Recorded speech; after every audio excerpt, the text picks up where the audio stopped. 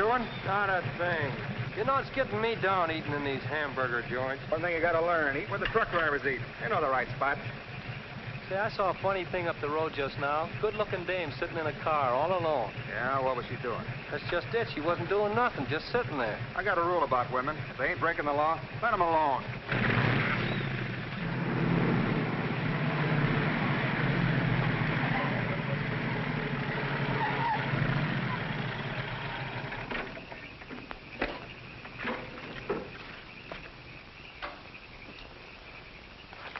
I didn't mean to disturb you, miss.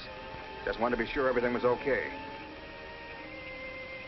Excuse me, lady, but are you sure you're all right?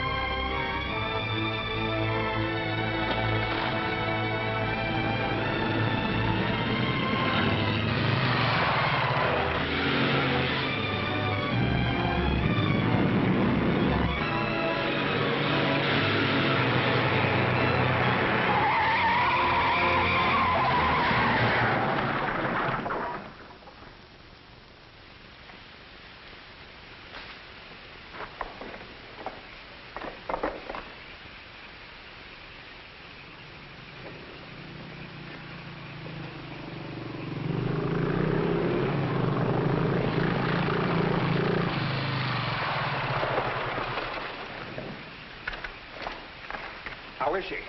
Luckier than she deserves. I just checked on her up the road. She was acting kind of strange then. I'd better call that ambulance. I doubt if it's serious, and I'm as good a doctor as you'll find at this time of night. Let's take her inside.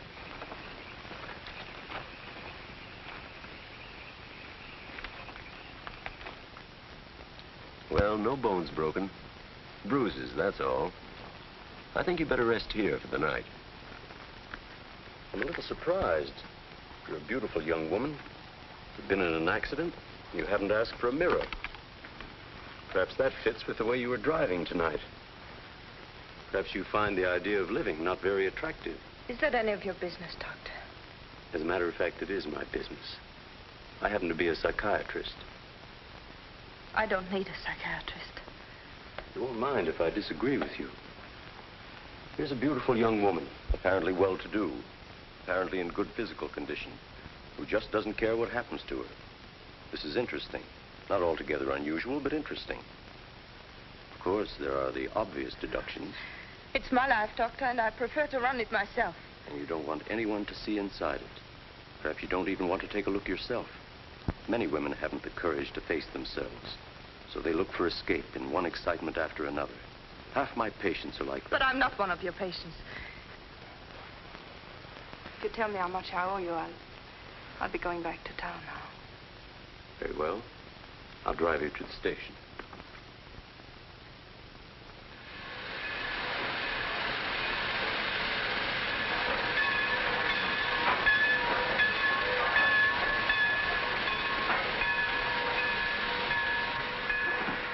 Miss Damien, you're an intelligent woman, not an idiot. Will you promise me one thing? When you get ready to throw yourself off Brooklyn Bridge, will you come and see me first?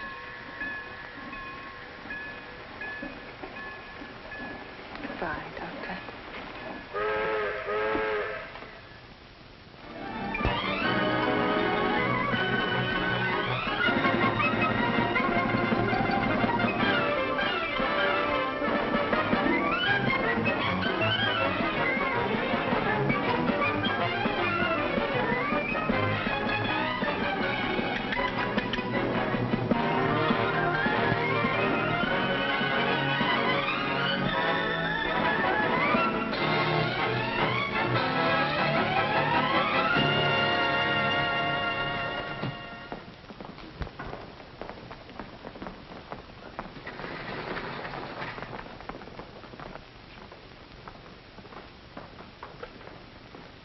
Just what is our trouble? That's what I want to know. Our trouble is Miss Damien. Miss Damien again. She's as pretty as a picture and as stubborn as a mule. But this time, there's a lot more involved than just her opinion.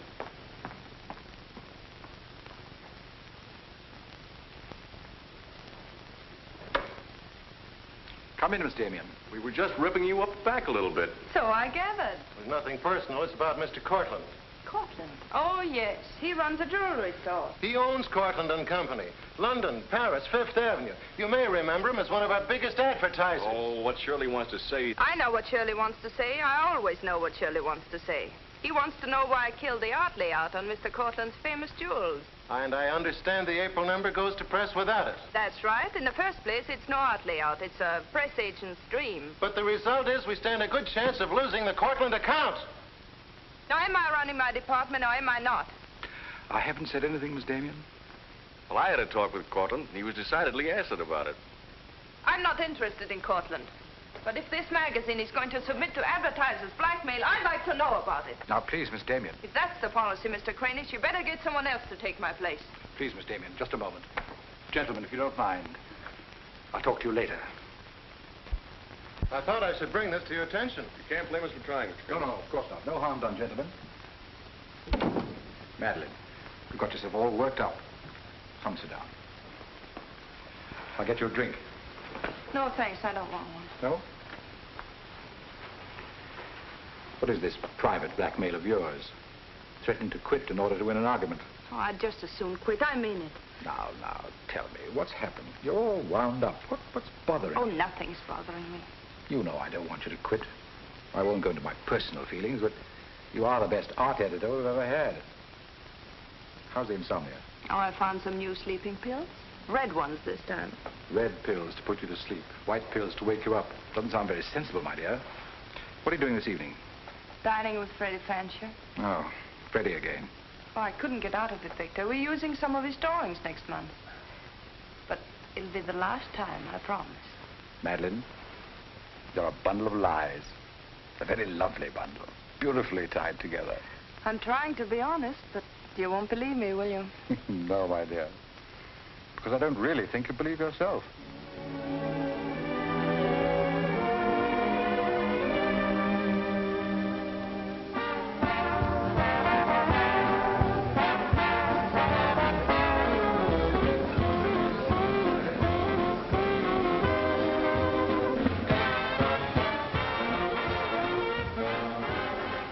Why do you have to go back to that bore, Freddie Fancher? You haven't even given me a chance to make love to you. You've been doing all right. You know something? It's awfully hard making love to a woman who makes more money than I do. It'd be much easier if you made love to me. Would it? Oh. You're trying to give me the brush off, are you? Well, finally, we understand each other. Well, there you are, Freddie. There's your girl and no bones broken. I'll see you at the office, Madeline. I'd join you if somebody asked me. Nobody's asking. Fair enough. Why do you have to dance with that pollywog? Look, I've told you not to drink. I always drink, particularly when I'm with you. Oh, am I that hard to take sober? You're a voluptuous pain in the neck.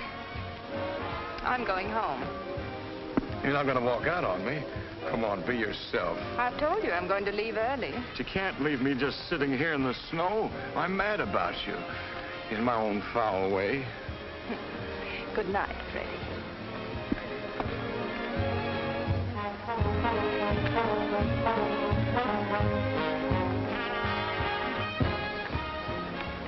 Any chance of getting a cab, Jim? I'll try, Miss Damien. Oh, Miss Damien, here's someone I know you're anxious to meet. Mr. Felix Cortland, one of our most prominent advertisers. How do you do, Miss Damien? How do you do? Mr. Garrett is the soul of tact, don't you think? He's just been telling me all about you. Oh, I hope he wasn't that blunt. Oh, you needn't worry. I always form my own conclusions. Can I give you a lift anywhere? My car's just outside. No, thank you. They're getting me a cab. Oh, I'm very sorry. I'm sorry, Miss Damien. There isn't a cab around. Oh, how long do you think it'll be? That's hard to say.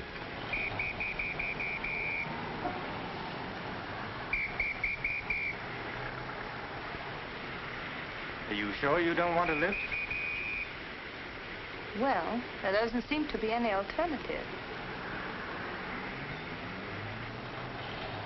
Good night, Mr. Garrett. Good night, Mr. Cortland.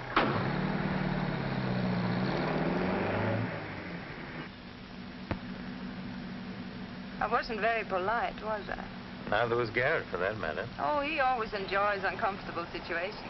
You still feel uncomfortable? No. Frankly, I don't. Good, nor do I. You know, you're not at all what I imagined. No? No. The big international jeweler. I happen to inherit a business that runs itself very nicely. As a matter of fact, you don't look like an art editor. More like a work of art. That layout on your jewels is still a wretched piece of copy. I can only admire your good taste. And I'm still not going to... I wouldn't try and persuade you for the world. Mr. Cortland, I think you're a very dangerous man. I only wish it were so. The truth is, I'm a very ordinary one.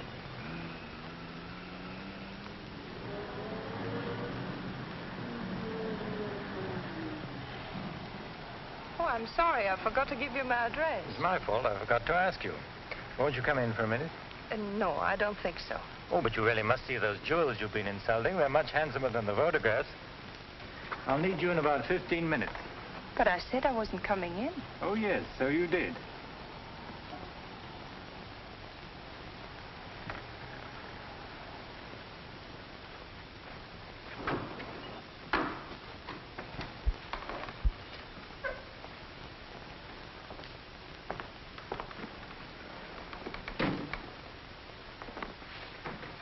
Let me take your wrap. Well, I'm only going to stay a minute, you know. Of course.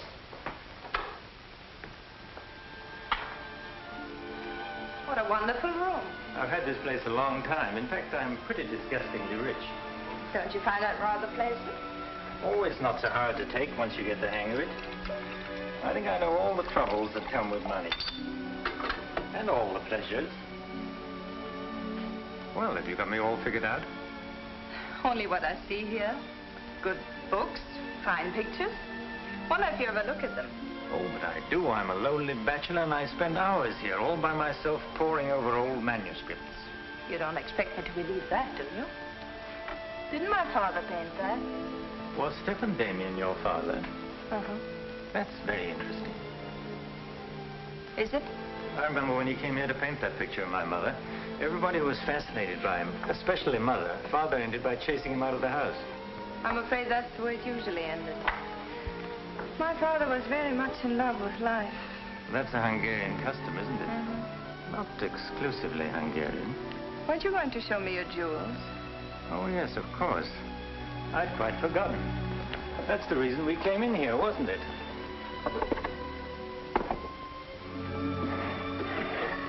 You ought to feel very flattered, Miss Damien. This safe is one of my darkest secrets. You really want to see those jewels? Not particularly. I can't tell a brilliant from a diamond. Not one person in 100 can. But then very few people are intelligent enough to admit it. Thank you. How about another drink? No, thanks.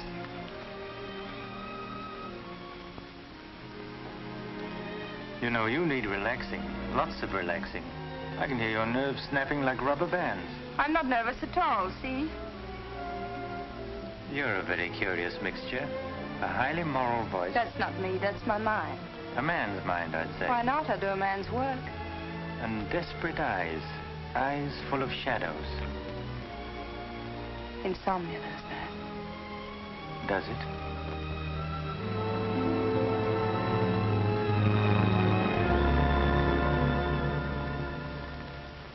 Dean? Miss Damien, give you her secretary. Miss Damien's office? No, Mr. Cortland, she's not here yet. Shall I have her call you? Yes, Mr. Cortland. Where's Glamorpuss? She hasn't come in yet. Well, who's saying please? Mr. Felix Cortland. Mr. Cortland. It's very interesting. She never misses, does she? Mm-hmm. Jealous. If I'd given it any thought, I could have predicted it. Gladys, I won my bet. She's got a new boyfriend. I guess those dames gotta have no excitement all the time. Yeah, here today, gone tomorrow. Personally, I don't see what she sees in it all. Is that any concern of yours? No, Miss Damien. I didn't hire you to gossip about my private life. No, Miss Damien. Go get your money. You're through.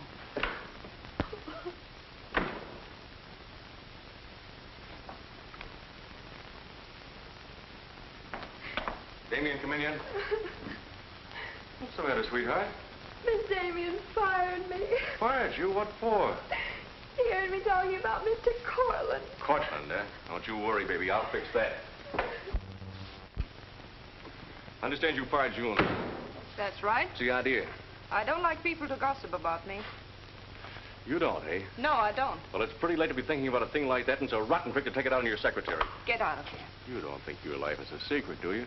Boys were betting 8-5 this morning that the Cortland layout would be in the next issue. You're disgusting. Madeline, why don't you get wise to yourself? Everybody else is. One romance after another. That's your whole life, and you adore it. Get out.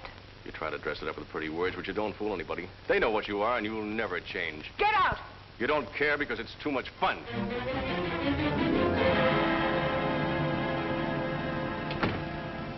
It isn't true.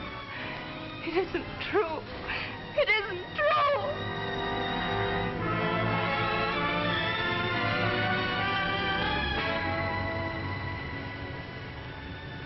I'm a little surprised. Here's a beautiful woman who just doesn't care what happens to her.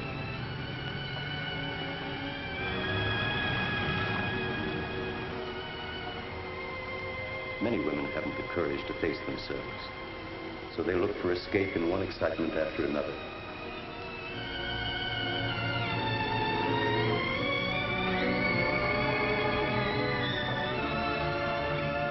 Perhaps you find the idea of living not very attractive.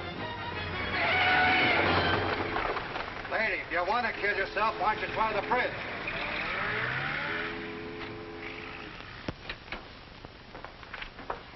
I'm glad I was right. An intelligent woman, not an idiot. Sit down. That's it. Now, if you feel like talking, just go ahead and talk. You're afraid, aren't you? Well, it's our job to find out why. To explore the shadows and throw light on what we find there. Then you'll be able to see yourself clearly and face yourself honestly. When you can do that, you won't be afraid anymore.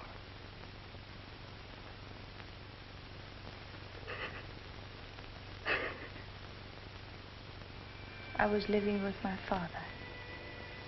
Mother had left him before we came to America.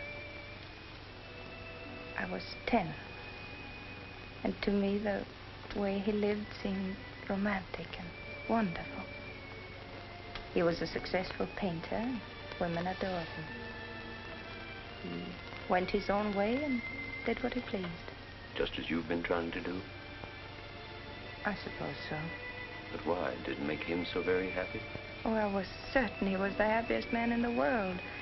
Until he killed himself. And you couldn't understand why he did it. You understand now? I think I do. Did you ever do any painting yourself? I used to. Why'd you give it up? Oh, didn't pay enough. And besides, I didn't want to be like my father. I wanted my own life. And have you been living your own life? Of course I have. The kind of life you really want? I don't know. I don't know. Don't you think you've been hiding from yourself? Did you ever try and discover the person you really were, deep down underneath? I never cared to. I'm not so sure I do now. In that case, I'm afraid I can't help you. But of course, that's entirely up to you. Shall we go on then?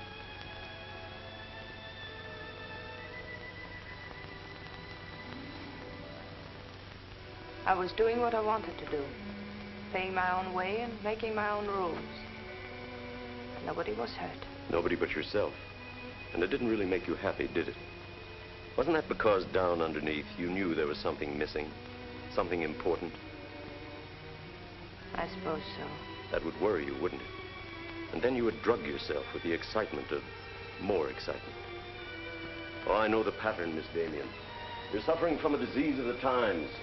A neurotic malady as commonplace as chronic alcoholism. Suppose for a moment that you were an alcoholic. They're much the same, you know. Unsure of themselves underneath. and seeking reassurance from new excitement. Instead of getting at the cause, the drunkard solves his problem by taking another drink. This, of course, is no solution. And eventually, we find him sprawled hopelessly at a bar, without the strength or even the desire to save himself. I can't go on with this. You're not helping me. You're insulting me. You've been insulting yourself, Miss Damien. Insulting your body and insulting your soul. Your life hasn't been gay and glamorous at all. It's just been muddled and senseless. You know that now. And if you really want to change it, you can start right away. Now it's up to you.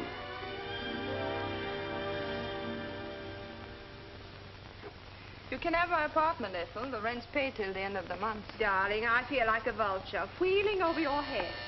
I'm not in, whoever it is. Miss Damien's office. No, she still hasn't come in, Mr. Corson.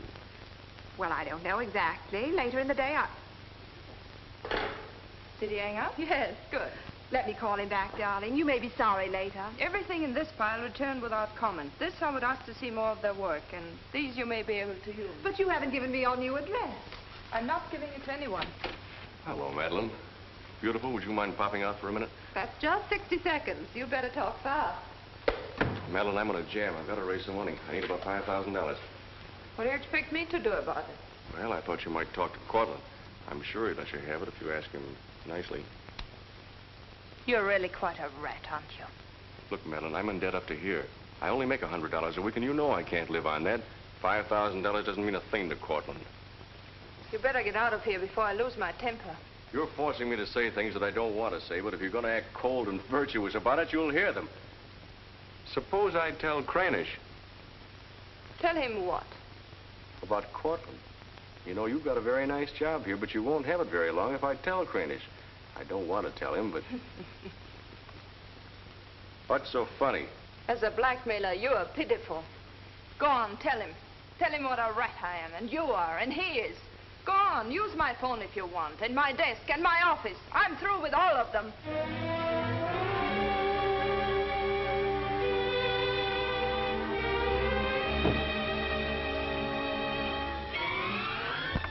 Boulevard Magazine. No, Miss Damien hasn't been back.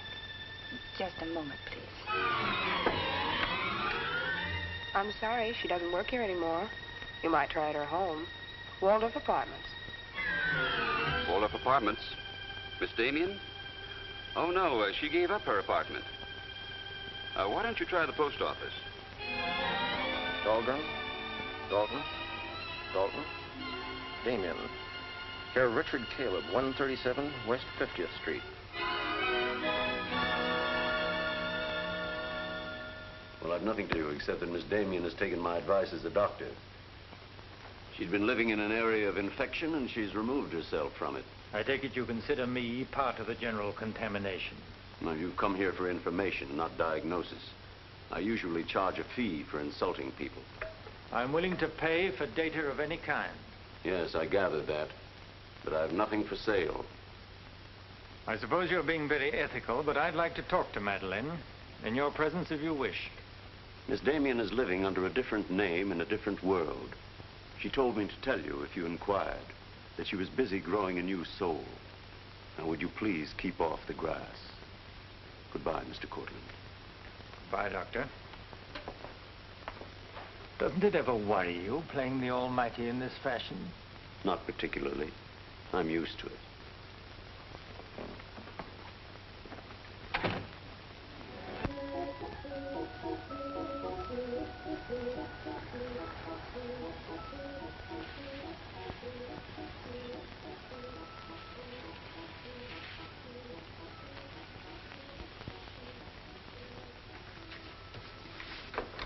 How's it look?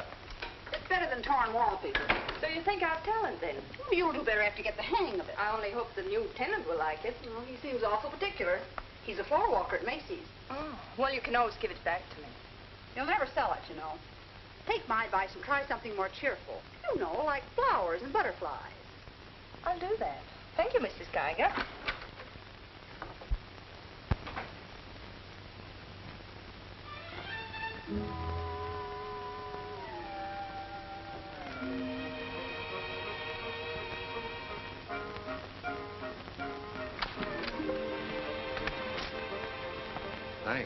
saved my life. Is this yours? Yes. Mrs. Geiger would scalp me if she knew I kept mice in my room. Well, why do you keep mice in your room? Pathologist, part of my homework. I really shouldn't bring these fellas out of the lab, but, well, I got kind of attached to this one. Thanks again. Hey, women are supposed to scream. Aren't you afraid of mice? Well, no, but next time I'll scream.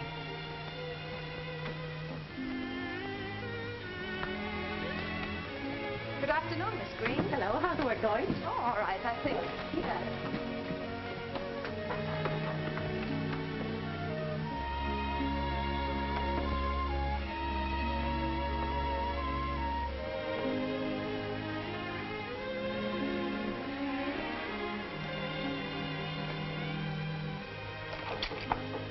Come in.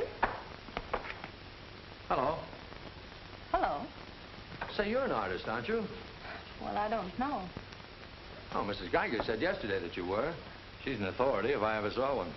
I was wondering, could you do a job for me? Want your portrait painted? Me? Oh, no. No, nothing like that. I'm doing some research, and it has to be illustrated. Oh, what do you want me to draw? Nothing fancy, just blood cells and things. Sounds fascinating. Oh, it is, really. You see, it's a lot like... Oh, no, you'd be surprised. It really is fascinating once you get in it. Of course, I'm on a fellowship, and I couldn't pay you very much. Matter of fact, I couldn't pay anything till the first of the month. That'll be all right. Oh, fine. Swell. It's all settled then. I'll see you at my place about 6 o'clock. Oh, but couldn't I? Oh, sure you can. I just live downstairs. You know, the mousetrap. Oh, by the way, my name is Cousins. Mine is Dixon. Very glad to know you, Miss Dixon.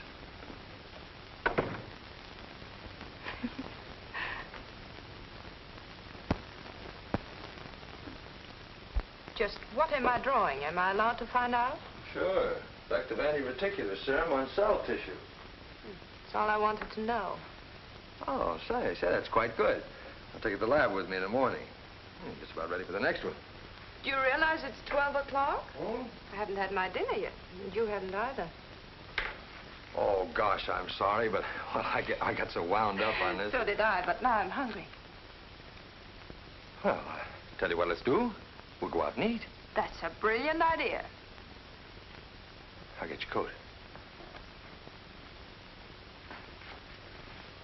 Do you do this all the time? Only since I got out of the Army. I was lucky to get this job of research. Now I've got to get it finished. Then what? Oh, then I go back to Oregon and become the usual respectable small-town doctor. No mice? No. No mice. Head colds and belly aches. $5 a visit. Maybe you'll like it. You'll get some rest. Oh, I'll get plenty of rest, all right, but I don't think I'll like it. You folks going out this time of night? That's right.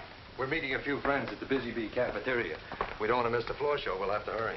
See that he eats. He hasn't got any more sense than a goose. I'll feed him with a spoon. I got onto it first up in a little town in Germany while I was still in the Army. I met a couple of Russian medical officers who were working on anti-reticular, and, well, they were pretty steamed up about it. Pie, sir? No, thanks. We got together the first night over a bottle of vodka. I remember the town was still burning. Well, maybe it was the vodka, but anyhow, we got to talking about anti-reticular, and, well, I guess I got pretty excited. You mean you speak Russian? Over a bottle of vodka, anybody speaks Russian. Care for some coffee? No, thanks. I've milk. Oh, one, please. At any rate, I promised myself that night that just as soon as the war was over, I was going to do a job of this. You haven't stopped to eat ever since. That's an error I'm just about to rectify. $1 even. There you are. Thank you. Oh, thank you. You, sure you've got everything you want? Oh, yes, thanks. You know, I don't think you're much of a doctor. Do you call this a sensible diet? Pancakes and pickles? Well, scientifically, there's two kinds of diets. The kind that doctors prescribe and the stuff they eat themselves. But you're always in such a rush. You can't make scientific discoveries that way. Sure you can. Take Banning. He saw some flies nibbling at a piece of pancreas. Figured out that there must be sugar in it, and in 1 minute he had the idea for insulin. You know, you're a very lovely girl. You're not being very scientific, Doctor. Oh, but I am. It's the very heart of science. It's the truth. Let's talk about insulin. Insulin.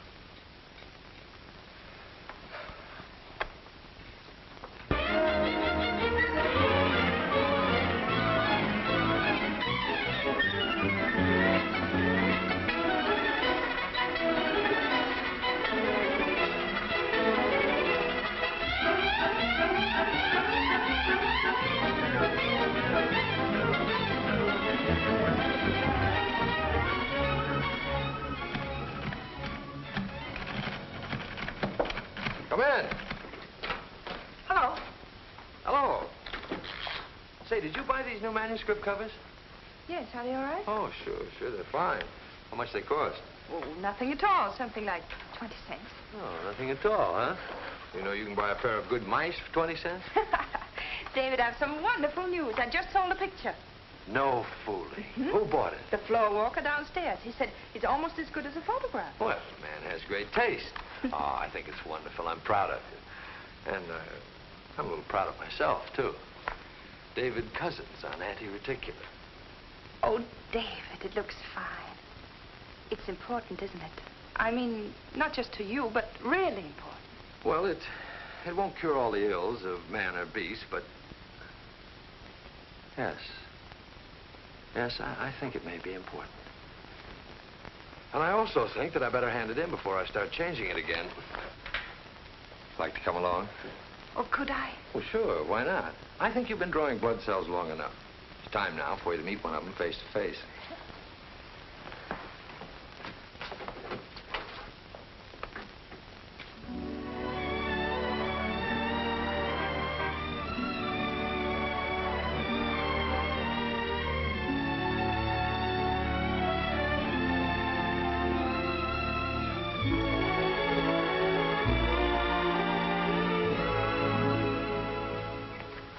I hope your text is as good as your illustrations. I hope so, too, sir.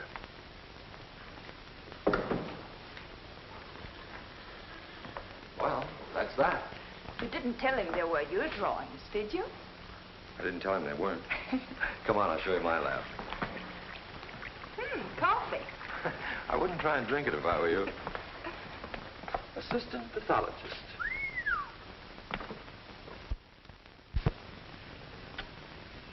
Well, this is me. How do you like it? Oh, I think it's wonderful.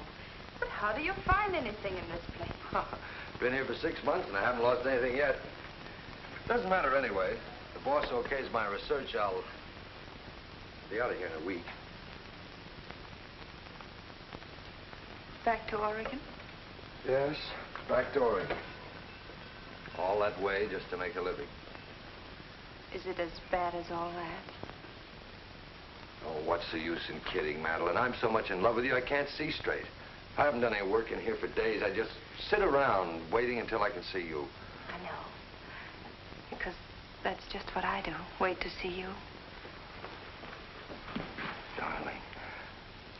Oh, darling, I never felt like this about anyone before. Tell me, when did you first know? Oh, when I first saw you, I think. Yeah, me too. I'll never forget you standing in that hall with a mouse in your hand. Only I didn't know then what was happening. I thought I had the flu. Will you marry me? Oh, David.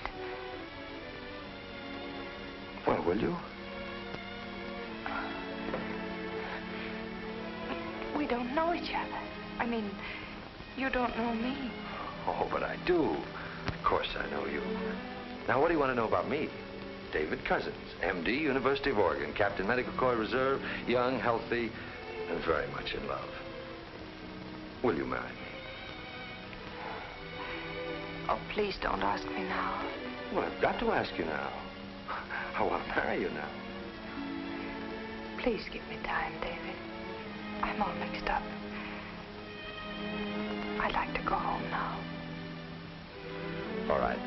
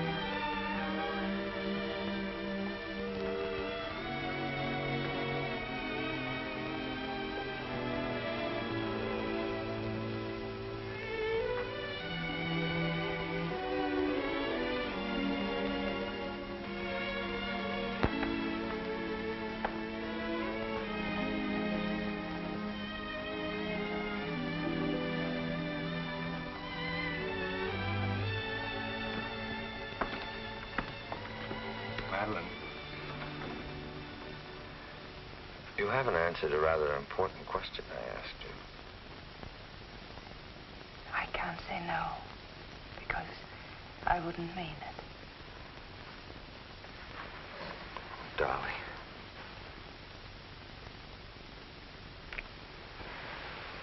David, I do love you.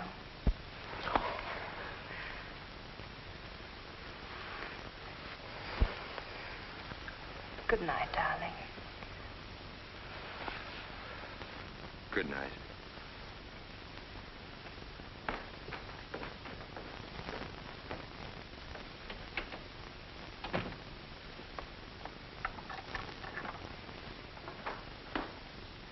Hadn't you better close the door?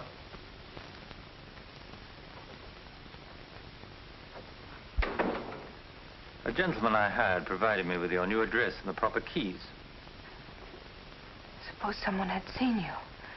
You wouldn't have cared, would you? I didn't think it mattered. You see, I expected to find you wretched and lonely, grappling with your complexes. Rather naive of me. Will you please go? Of course I'll go. But before I do, wouldn't you like to tell me about him? Why? I'm in love. Now, laugh if you want. I don't feel like laughing. I've always wondered if it were possible for people like you and me. And you think you've really got it? Love eternal, the fireside, the slippers, the whole thing? Yes, the whole thing. I'm very glad for you. And I think I'm a little sad for myself. You haven't told him, have you? Told him what? Well, about me, for instance. Why should I tell him? You're absolutely right. You shouldn't. Men prefer to keep their illusions, don't they? Please go. If you ever need me, you'll let me know, won't you? And don't call the past too many names.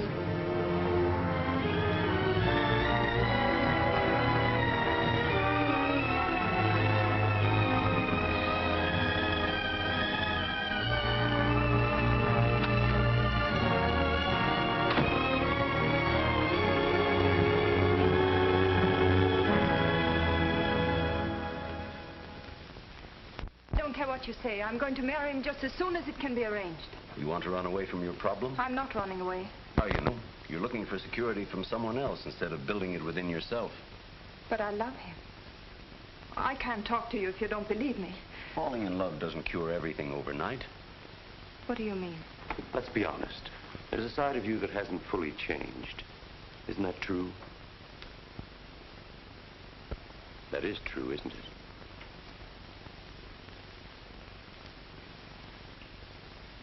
Yes.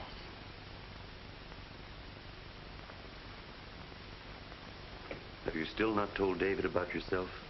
I couldn't tell him. You let him fall in love with an illusion, with someone who doesn't exist. I could never tell him. He might stop loving me. Isn't that a risk you'll have to take? You're being very careless about it. You can't build a lifetime relationship on a lie. If you're really in love, you'll tell him. With the others, it was different. But if you love him... Will you please stop saying if? How many times must I tell you I love him? But real love is a sharing. If you're strong enough to face this yourself, you're strong enough to face it with David. Oh, I can't do it.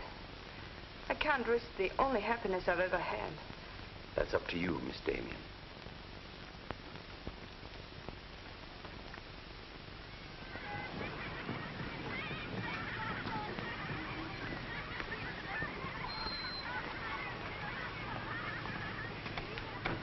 Hi. Hello, darling. You're home early, aren't you? Well, I didn't get fired, if that's what you mean. Dr. Lutz read my paper. Really? What did he say? Well, he liked it. Oh, David, that's wonderful. The only trouble is he thinks it's so important he wants me to go to Chicago and read it before the convention. Oh, David, no. Well, that's not my idea. I don't want to go. Well, when will you have to leave? Tonight. Got to catch the 8 o'clock plane. And when will you come back? Oh, I don't know. A few days. But I tell you what. As soon as I get back, let's get married. You can get a license in 3 days, and it only takes 15 minutes to get married. You still want to marry me, don't you? Oh, more than anything in the world.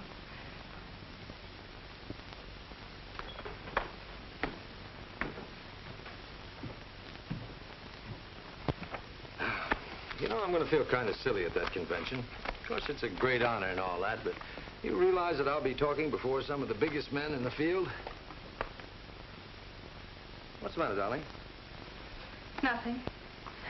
I was just thinking how I'd feel if you didn't love me. Oh, don't be silly. Not a chance. David, could you ever stop loving me? Oh, that's really a gruesome thought. Of course not. Even if there was a reason? The world is bothering you. Nothing. I just wanted to be sure. Sure about what? That you loved me and not an illusion you built up about me. Scientists can't believe in illusions. I believe in you. You're the best thing that's ever happened to me. 4 shirts. I wonder if that'll be enough. Come to think of it, it'll have to be. That's all I've got. Socks? Well, that just about does it. Madeline, was there something special on your mind? Something that you wanted to tell me? Just that I love you, that's all.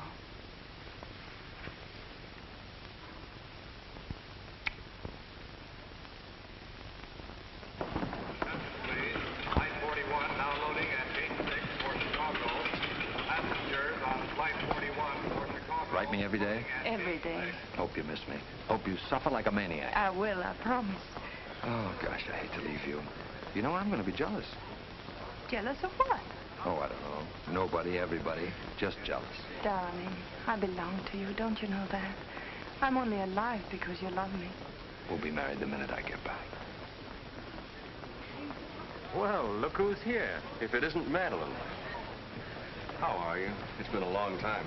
David, this is Mr. Garrett. I used to work with him on a magazine. Howdy, Garrett. I quit the racket, though. Or perhaps the racket quit me. Garrett's doing some confidential work for me now. How are you, Miss Dixon? This is Mr. Cortland, David. Dr. Cousins, my fiancé. You're a very lucky man, Doctor. I think so. Well, goodbye, Miss Dixon. My congratulations to you both. Oh, thank you. Good night. Good night. I don't believe a minute of it, do you? Garrett, you're a very cynical man. You don't believe in true love. You don't think Madeline does either, do you? I don't know, but I've always been fascinated by miracles.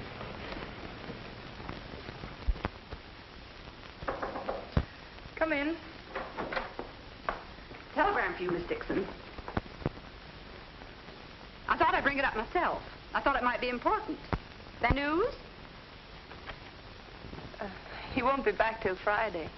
That's men for you. You never can count on them. Oh, I forgot. A doctor somebody called you, said you were to call Miss Ethel Royce. She's been trying to get in touch with you. Friend of yours? Yes. I suppose you got your own reasons, but you ought to get out and see your friends, instead of sitting in this room all day and all night. Thanks, Mrs. Geiger. None of my business, mind you.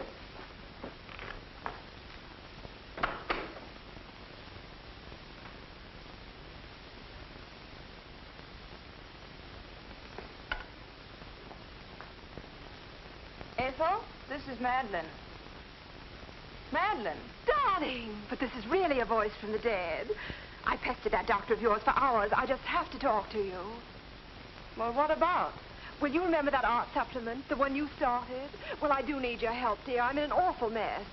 Sorry, dear. I'll never come into that office again as long as I live. Oh, but I wouldn't ask you to do that. Just meet me somewhere. It'll only take an hour, I promise. Well, if it's just the 2 of us. All right. I'll be there at 5. Oh, so relieved. We were really desperate. Wonderful. I'm just dying to see you. Bye, dear. She'll do it. Good. Wonderful thing, professional pride. It never dies. How'd you sound? Awful. What do you expect? Too bad. Victor, I don't want you to be there. Wouldn't think of spoiling your reunion, my dear. I don't trust Madeline, doctor or no doctor.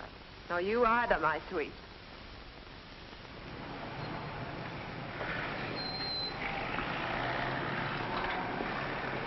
Hello, Miss Damien. Glad to see you back. Glad to see you, Jim.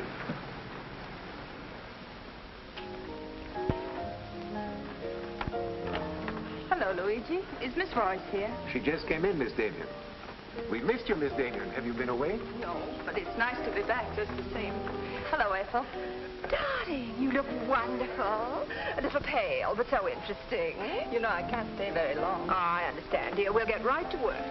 The usual, Miss Damien? Well, I don't know, Carl. You'd better. Wait till you see the mess I'm in with the supplement. All right, Carl. Darling, I'm just dying to hear what you've been up to. You must tell me everything. happened. There's nothing to tell. Come on, let's go to work.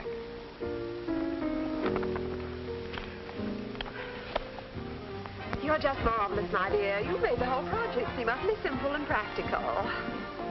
Not for me, please. Darling, you used to be able to drink 10 in a row. I'm out of training. No one would know it, my dear. You seem just like the old Madeleine again. It's the surroundings. What do you say we have dinner and go to a show? No, really, I've got to stagger home. Madeline, my dear, this is a surprise. Victor, hello. What good fortune running into you like this? Do you mind? Don't let him fool you, Madeline.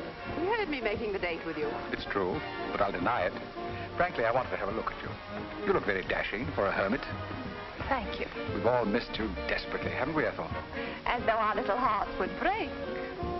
What about a drink with your old boss? I've Please. had enough. 3, whatever it is. I've got all the data we need on the supplement. Good. What about the data on Madeline? No data. Now, if you'll excuse me, I You really can't have... go now. Look who you'll run into. He's seen you. Mr. Garrett no longer graces our staff. What happened? He got to be utterly gritty. Say nothing of a slight discrepancy in his accounts. Mr. Garrett believes that the world owes him a gay life, no matter who pays for it. Well, hello, stranger. How are you? Wonderful. Nobody here seems particularly glad to see me. Should we be? Oh, well, it's been nice knowing you. There goes one reason for my ivory tower. What? Darling, I'm constantly running into men who adore you. Slews of them. Hated them all. I know what you're thinking. I had an odd way of expressing my distaste. Not odd, darling. Shall we say just, moody? Well, here's to memory.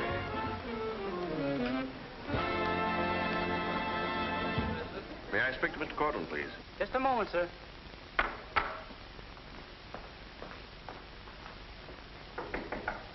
Just a minute.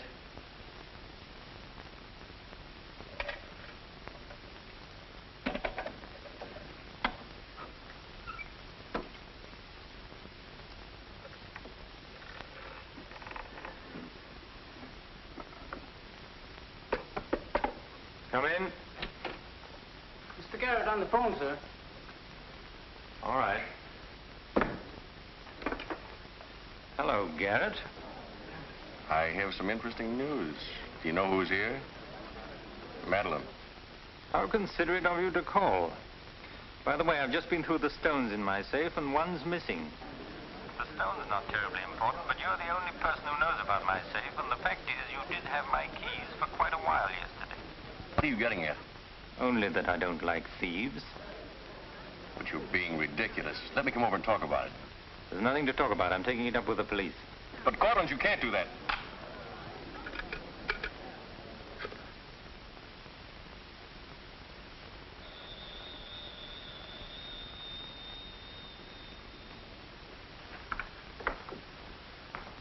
Mr. Garrett again, sir. Tell him I've gone out. I'm sorry, Mr. Cortland has just left.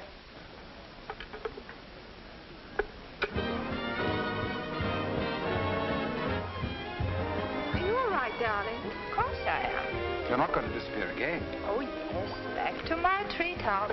It's raining. Let me drive you home. Oh, no. Ethel wouldn't approve.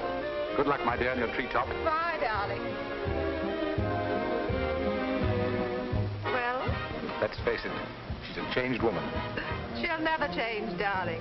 She's just got herself a new set of words, that's all.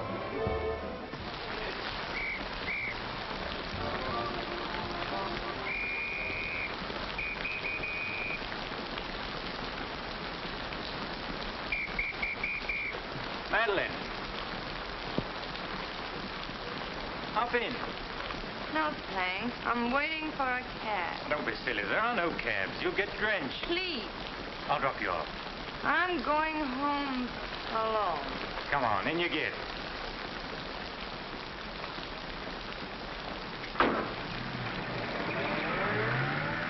I hope you didn't get too wet.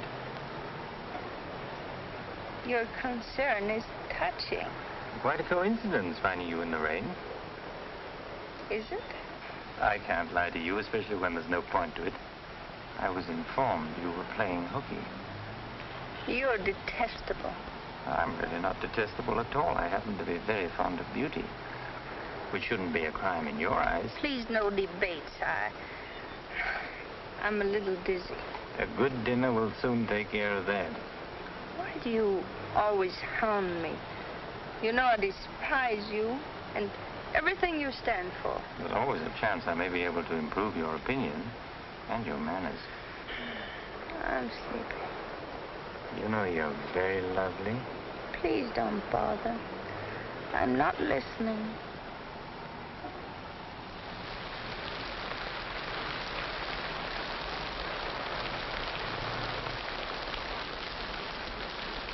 Where are we? Don't you remember you visited here once upon a time? You're foul. You said you were taking me home. You forgot to mention the subject. A significant omission, as your friend Freud would say. Come on, I'm getting soaked. That launch you. I'm going home. Right after dinner. Think how wonderful you'll feel when you slap my face.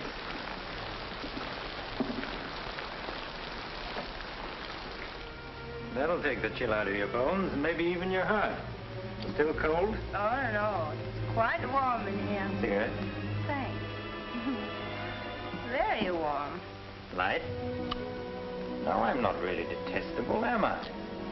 No. I am. Why? Because I ought to go home. In this rain, you mustn't even think of it. You see, you are detestable. And you've been very annoying for months. Madeleine, we belong together. You know that. No, I don't know that. Of course you do. We feel the same way about life. You're not making sense, Mr. Courtney. Why make sense? Doesn't this make more sense than talking and lying? No sense at all. Then what would you call it, darling? Stupid. Madeleine, you're wonderful. Stupid. You're sweeter than ever. I'd better see who it is.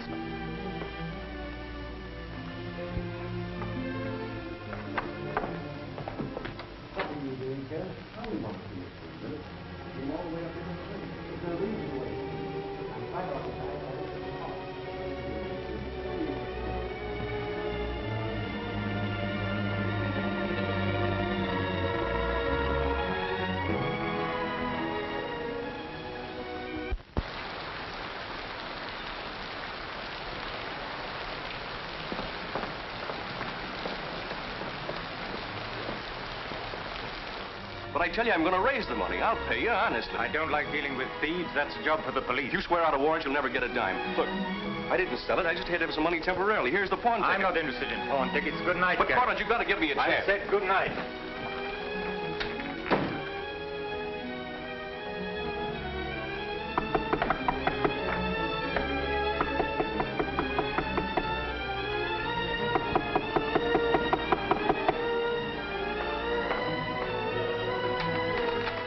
Let me talk to you. Let me explain this. You stupid fool. I'll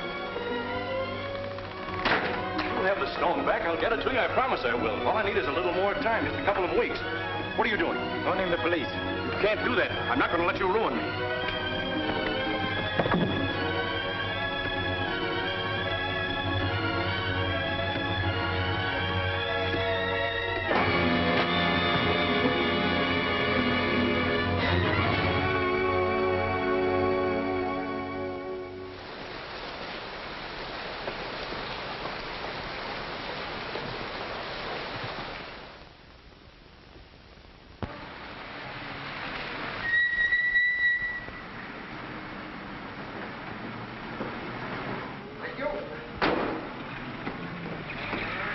You're looking very lovely this morning, Mrs. Geiger. You wasn't expected back until Friday. That's what I like. A cheery welcome home.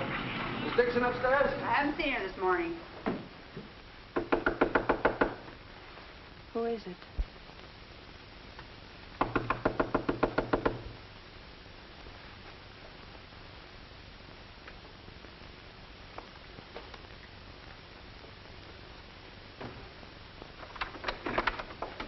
Hi. Darling. Oh, I couldn't wait till Friday. I just said my little piece and ran out on them. Oh, I needed you so badly. I feel lost without you. Don't ever leave me again. Oh, that you can depend on. Say, I've got big news. I'm a success. Oh, tell me all about it. I wonder what's the matter with you. You don't look very good. Come on, I think you better get back in bed. Now then, first, I don't have to go back to Bellyaches in Oregon. You're not marrying a small-town country doctor, young lady. You're marrying a promising young research scientist. At least that's what Dr. Broder says, and he ought to know. He's got a long white beard. Oh, darling, I'm so proud of you. I think I'll take your temperature. Gee, I wish you could have been there. When I finished reading my paper, they all got together and offered me my own laboratory in California. I still can't believe it. There it is, right in the paper. You'll find it on the bottom of page 10.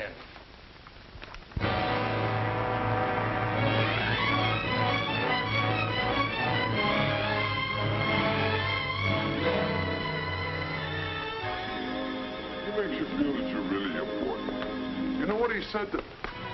Madeline. Madeline, what's the matter? David. Oh, darling, you're cold as ice. You've got a chill. You stay right here. I'll be back in a minute. Oh, don't go. Don't leave me. I'll only be a second. I want to get a hot water bottle and some more blankets.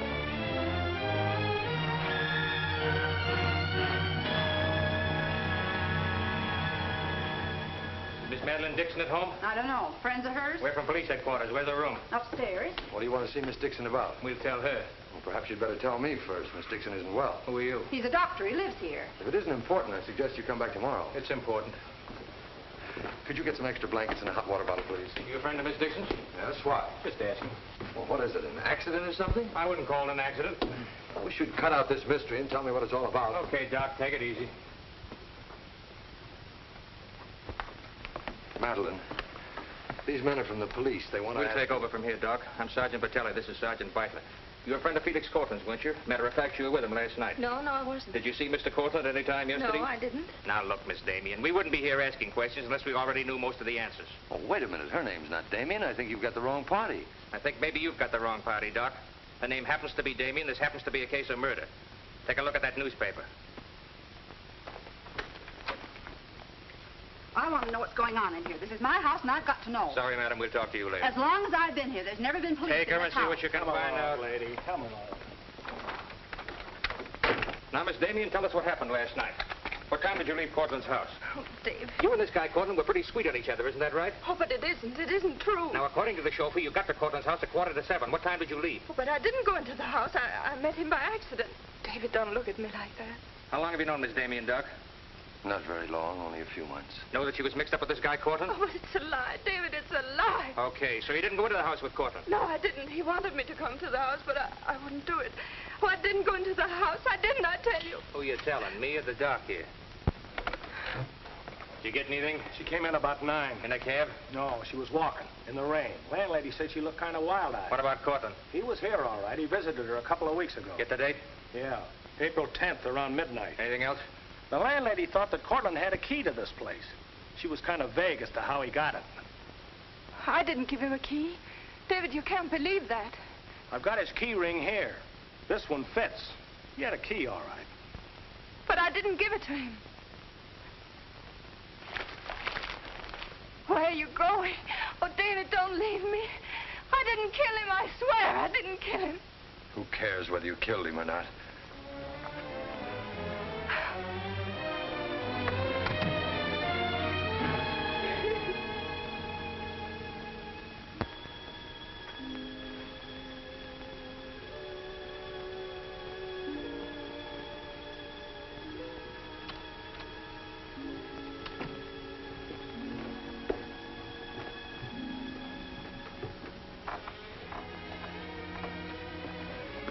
Could I see him for just a minute? Well, it isn't regulations.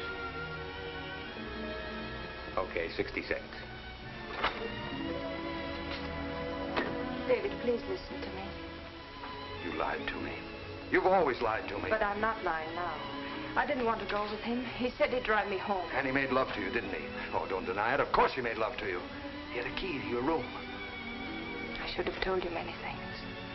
I tried to, but I just couldn't. If this thing were so innocent, you would have told me. When I said I was in love with you. When I asked you to marry me. I was afraid, David. I was afraid you wouldn't understand. You bet I wouldn't. Before I met you, I was horrible. But you changed all that. You made me sane and happy. Why keep on lying? You tried that upstairs and it didn't work. Look, I was in love with you. All right, I made a mistake. I thought you were something wonderful and you turned out to be something else. So let's just forget about it. The only thing that you can do for me is let me alone. I love you, David. I'll always love you.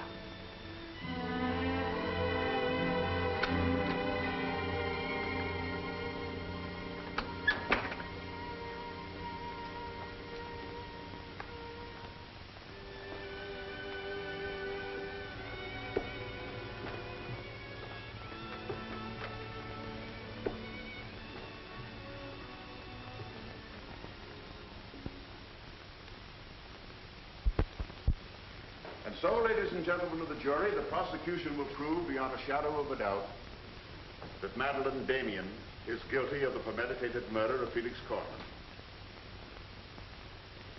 We will prove that she was in his apartment the night he was murdered. We will prove that her fingerprints are on the table lighter with which he was murdered. And we will prove further that she had a motive for the murder. For after all, this is a very simple story. To one man, Dr. Cousins, she was a pure and noble woman. To the other, Felix Cortland, an irresponsible light of love. Too self-indulgent to be faithful to the man she wanted to marry. Too weak and lacking in character to break with Cortland. Her twisted soul was bent on a heartless deceit. To make one man believe what all others knew to be a lie. And when Cortland threatened to expose her, she went to his apartment to plead with him in the only way she knew. She embraced him. She made love to him. And when, in spite of that, he threatened to expose the lie that she was living, she silenced him forever. Ladies and gentlemen of the jury, the state asks you to find Madeline Damien guilty. Guilty of murder in the first degree. On the night Mr. Cortland called on the defendant, did you let him into her apartment? I certainly did not. How did he get in then? He must have had a key of his own. The key of his own? Where was the defendant when he arrived? Out to the doctor, I suppose, pulling the wool over his eyes.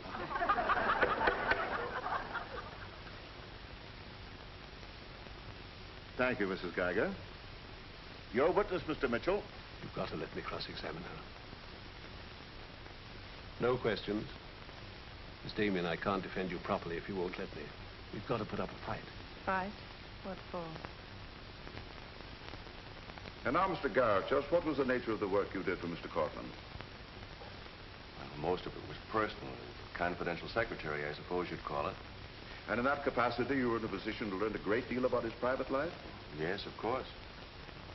Did Mr. Cortland know that Miss Damien was lying to Dr. Cousins and concealing her true character from him? I'd rather not answer that question, Mr. O'Brien. You see, both Miss Damien and Mr. Cortland were friends of mine. Yes, I understand. Well, let's get back to the meeting at the airport. What was the attitude of the defendant when Cortland saw Dr. Cousins? She was embarrassed, naturally. Yeah. She was embarrassed, naturally. Thank you. Your witness, Mr. Mitchell. I've got to cross-examine. If I don't, we haven't a chance. Don't ask him anything. No questions. Were you a close friend of the defendant? Yes, I was. Did she confide in you on matters of a personal nature? Yes, she did. If you were asked in this court, do you think you could recall any of those intimacies? I could recall some of them in lurid detail. Your Honor, I object. Objection sustained. Well, let me ask you this, Miss Royce. Would you say in general that men found Miss Damien attractive? Definitely. And would you say that Miss Damien found men attractive to her? I'm afraid I most certainly would. You would? What were the relations between Miss Damien and her former employer, Mr. Cranish? They were friendly. In your opinion, was there anything more than friendly? I object, Your Honor. The question calls for the conclusion of the witness and is prejudicial. Objection sustained. Dr. Cousins, I'm Dr. Caleb. Miss Damien's a patient of mine. I don't happen to think she's guilty of murder, do you? No, I don't. She may be guilty of other things, but in there she's being tried for murder. And she won't even defend herself. She's got a pretty good lawyer, hasn't she? She needs your help, Doctor. In her own mind, she's not on trial for murder. She's on trial for those other things. And it's not the judge who's trying that case, it's you. I don't want to be rude, Doctor, but I don't think you know what you're talking about. I'm sorry to disagree. You see, I've been treating Miss Damien for some time. I happen to be her psychiatrist. Dr. Caleb. I'm sorry to have bothered you, Doctor.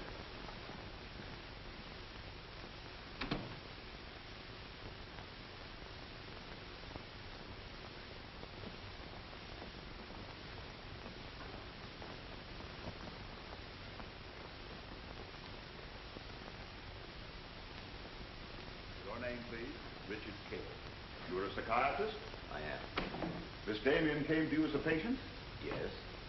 Did she come of her own free will? Yes, of course. Isn't it true, Doctor, that people do not go to a psychiatrist unless they consider themselves, well, shall we say, not well balanced? In general, that's correct. As a matter of fact, wasn't Miss Damien on the verge of committing suicide when she made her first visit to you? Your Honor, I object. Well, no matter. We'll prove that by other witnesses. However, is it not true that people who come to you as patients come with problems? Objection. Objection overruled. Well, Doctor? There'd be no point in their coming to me if they didn't have problems. So the defendant came to you with a problem. Do you mind telling us, Doctor, in your opinion, just what was Miss Damien's problem? That is a confidential matter between doctor and patient. I'm afraid I can't discuss it. Well, during the course of your treatment of Miss Damien, did you ever discuss her relationship with Dr. David Cousins? Yes, we did. Well, bearing in mind the fact that she's engaged to be married to Dr. Cousins, do you think she was as frank with him as she should have been? As a matter of fact, I urged her to tell him everything. And did she? Not to my knowledge. Well, why not, Doctor? Why didn't she?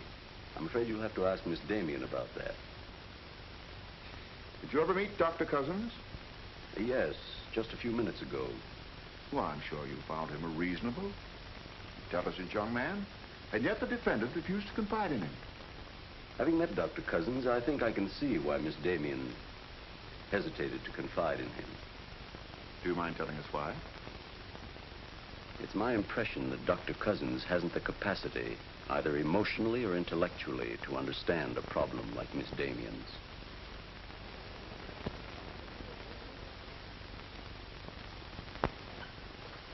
How's the trial going, Doctor?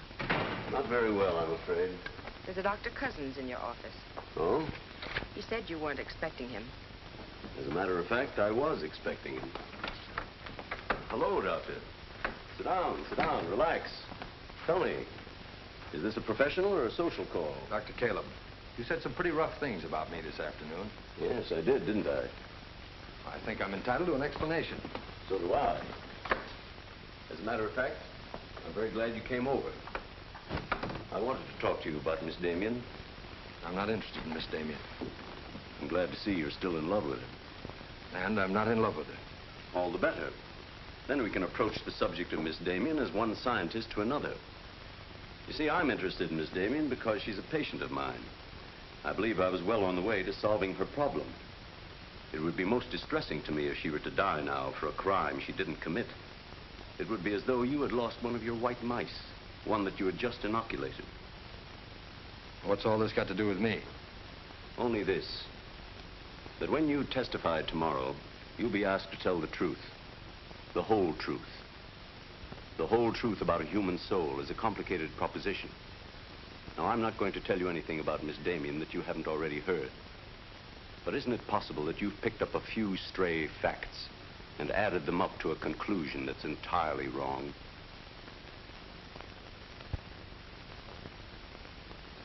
Won't you sit down, Doctor?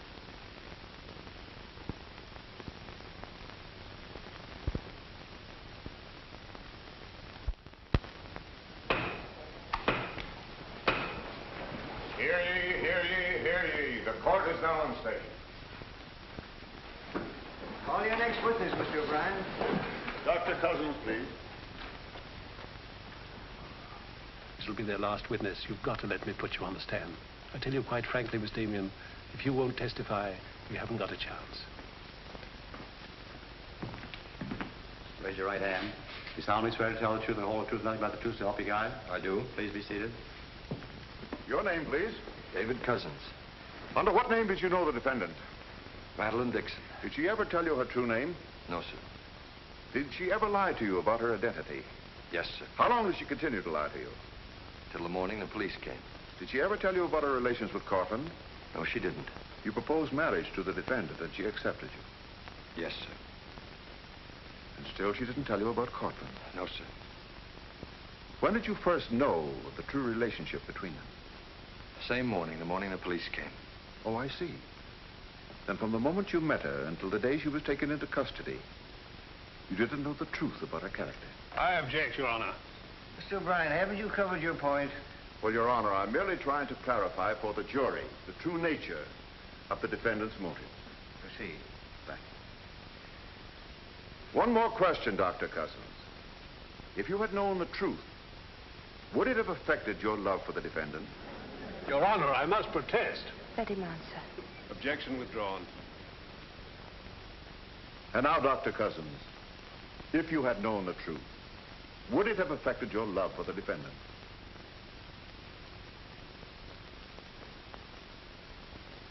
I was in love with Miss Damien then, and I'm in love with her now. Your witness, Mitchell? No questions.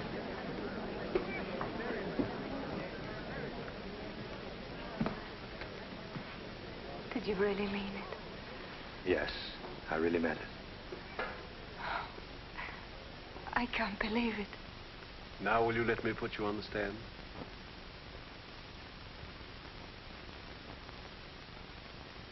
You admit you went to Cortland's apartment that night? Yes. He made love to you? Yes. Did you have any conversations about Dr. Cousins? No. Positive? Yes, I am. But tell me, Miss Damien, were you in love with Felix Cortland? No, I wasn't. Were you in love with Dr. Cousins? Yes. Oh. But you went to Cortland's apartment nevertheless. Yes, I told you that. You were in love with one man, yet you chose to visit the apartment of a man you didn't love. Did you go of your own free will? Yes. Mr. Cortland didn't force you or threaten you? No. Then why did you visit him? I don't know. I made a mistake. You made a mistake. As you've told us on several occasions that you and Mr. Cortland were interrupted by a mysterious intruder. Can you tell this jury anything definite about that person? Anything at all? No, I didn't see him. You didn't see him? I only heard his voice. You seem very certain it was a man. It was a man. What did he say? Well, I don't know. They were talking in the hall. I couldn't tell what they were saying. Yes, you heard a voice. You're willing to swear it was a man, and you couldn't hear what he said. Now, what sort of a person do you think would be calling at that time of night? A bill collector? A man selling magazines? Or perhaps even a burglar? Why not a burglar? Mr. Cortland was a very wealthy man. He must have been a very timid burglar because nothing was stolen. Of course, you realize that Mr. Cortland kept his jewels in a vault at the store? Not all of them. He kept some at home in his safe. Safe? What safe? The one in his living room? You didn't by any chance see that safe, did you, Miss Damien? Yes, I did. The court, please. This is the first we've heard about a safe. I asked for a recess to examine the apartment. Well, Your Honor, we've been all over the apartment. But if there is a safe, and if it has been robbed... Gentlemen, court is adjourned until tomorrow morning. I suggest the district attorney, the attorney for the defendant, examine the apartment together.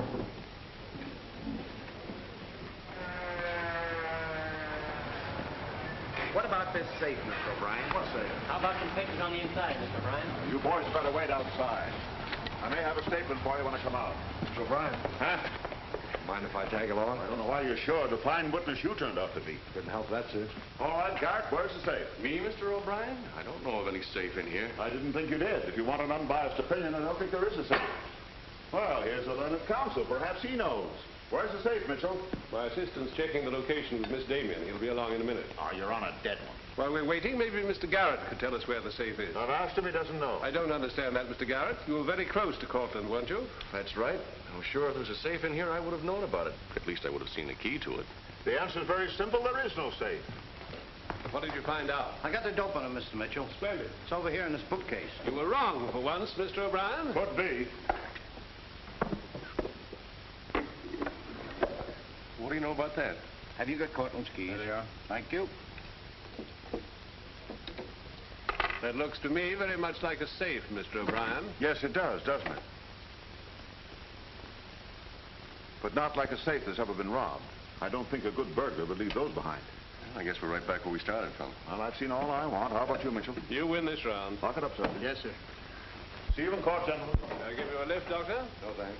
Sergeant, I have some papers here, Mr. Cortland's I'd like to put in order. Do you mind if I stay? It's all right with me. We're finished with the place. Thank you very much. Anything I can do for you, Doctor? Oh, I was just curious about something. I've never seen a safe like that before. One that operated with a key. Come to think about it, I guess I haven't either. Normal assumption about a safe is that the lock works on a combination. Yes, I guess most of them do. I was wondering how you knew that this one worked with a key. You said you'd never seen the key to it. Did I say that? Uh-huh. I guess I must have said something I didn't mean. Oh, I see. There could be another explanation. Really? Yes. That you were lying when you said you'd never seen the safe before. You're not serious, are you, Doc?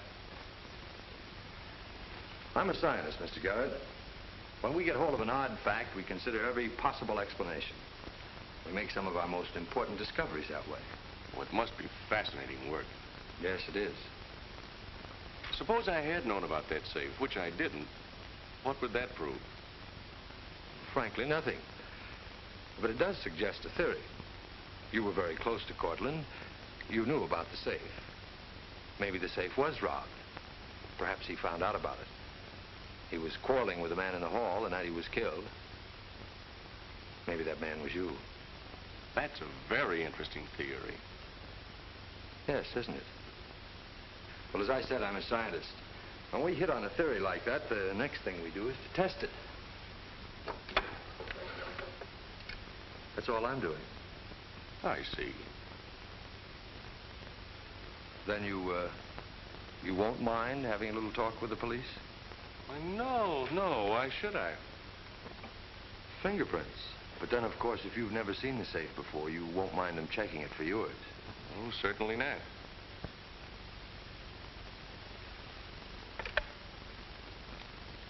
The number is Spring 73100.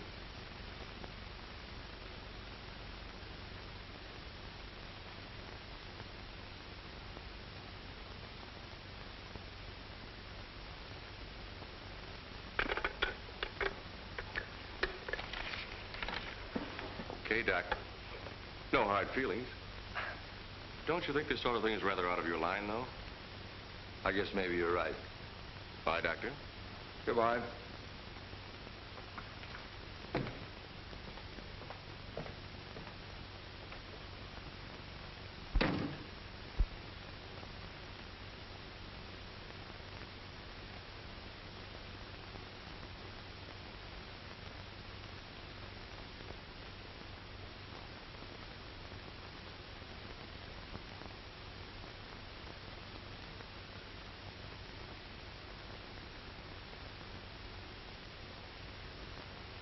Spring 73100, wasn't it, Mr. Garrett?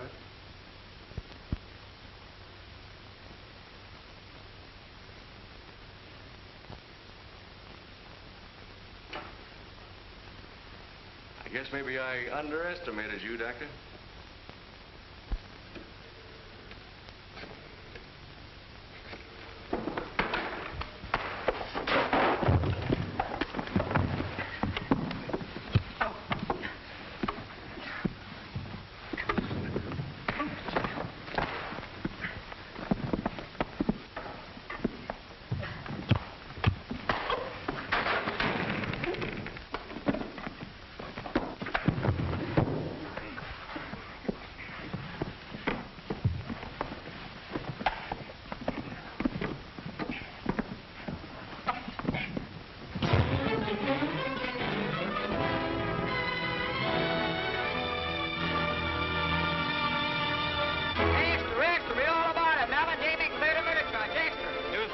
From the Associated Press newsroom. Bulletin.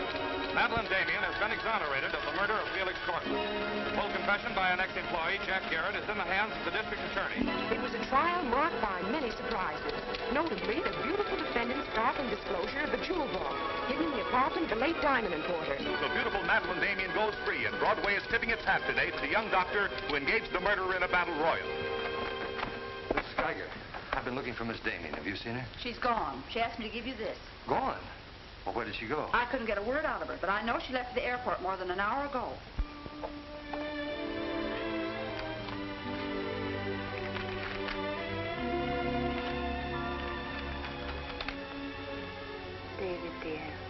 I can still hear your voice in that courtroom, and I'll never forget what you said. You did much more than save my life. You made my life worth saving. I can't bear to tell you how much I love you and want to marry you. But right now, that wouldn't be fair. I'm going away for a while. I want to be terribly sure, after all this, that I can really be the kind of person you once thought I was. Maybe after a while that will be possible. And then, when we're both sure, David, please ask me again. Goodbye, my darling.